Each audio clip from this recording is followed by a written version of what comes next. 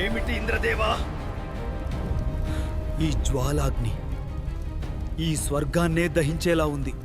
ఇది ఒక మహిషికి పుట్టిన అసురుడు, మహిషాసురుడు. అతని తపస్సాగ్ని జ్వాలలు ఇవి. హిమాలయాల మేరు పర్వత శిఖరం మంచు గాలులు గర్జిస్తున్నాయి. ఆ నిశ్శబ్దంలో ఒక దానవుడి సంకల్పం సృష్టిని కదిలిస్తోంది. బ్రహ్మదేవాయ నమః.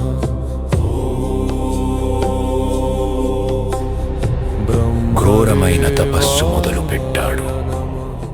ఆహారం మానేశాడు, నిద్ర మానేశాడు, శరీర సౌఖ్యాలు అన్నీ త్యజించాడు.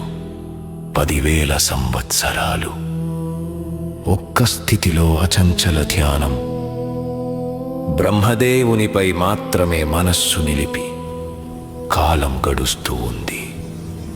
కానీ అతని సంకల్పం మాత్రం కదల్లేదు.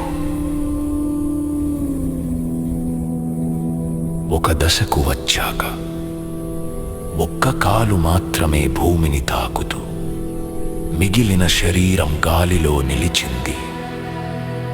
ఇంకా 1000 సంవత్సరాలు అదే కఠిన తపస్సు, అదే అగ్నిజ్వాలల ద్యోతకం. 3వ దశలో ఒక చేయి, ఒక కాలు తప్ప మిగిలిన శరీరమంతా శిలలాగా స్థిరమైపోయింది. లోపల ఉదరాగ్ని, బయట బాహ్యగ్ని, తలపై దైవాగ్ని, 3 అగ్నిదేవతల శక్తి అతనిలో తపస్సు రూపంలో జ్వలిస్తోంది. సూర్యుని తేజస్సు కూడా క్షీణించినట్టుగా అనిపించింది.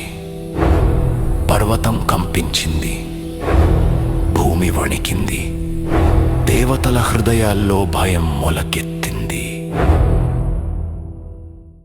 అకస్మాత్తుగా ఆకాశంలో దివ్యకాంతి విరజిల్లింది. 4 దిక్కుల వైపు జ్ఞాన దృష్టి విస్తరించిన బ్రహ్మదేవుడు ప్రత్యక్షమయ్యాడు.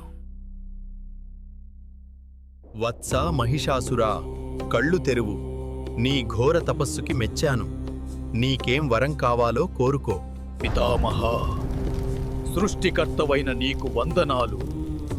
నాకు మరణం లేని వరం ప్రసాదించు. పుట్టిన ప్రతి జీవికి మరణం తప్పదు. సృష్టి విరుద్ధమైన అమరత్వం నేను ఇవ్వలేను. వేరే ఏదైనా వరం కోరుకో. అయితే ఏ దేవుడు గాని, దానవుడు గాని, మనిషి గాని నన్ను చంపలేకూడదు. కేవలం ఒక స్త్రీ చేతిలో మాత్రమే నాకు మరణం సంభవించాలి. తథాస్తు. నీ కోరిక నెరవేరుతుంది. ఆ వరం లభించిన క్షణంలో మహిషాసురుని దేహం మీద దైవిక తేజస్సు మరింత ప్రబలింది.